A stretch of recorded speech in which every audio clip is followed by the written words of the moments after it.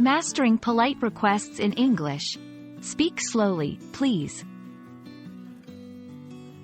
Hello, and welcome to our English learning journey.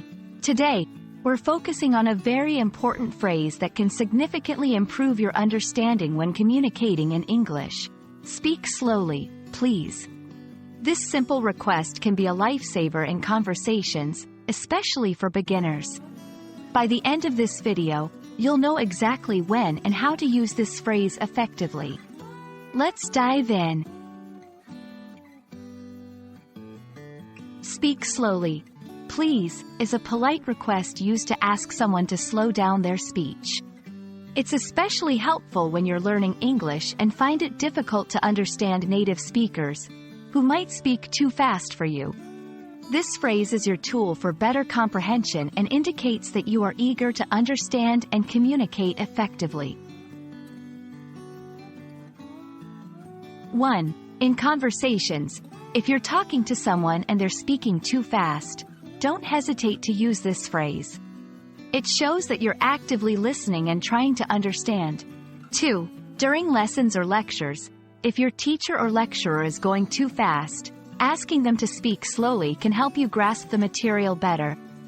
3. In public speaking or presentations, if you're attending a presentation and the speaker is quick, asking them to slow down afterward can make the Q&A session more productive for you.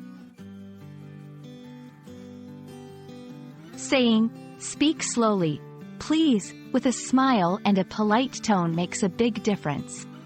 You can also add phrases to soften your request, such as, "I'm sorry, could you please speak a bit more slowly? I'm still learning English.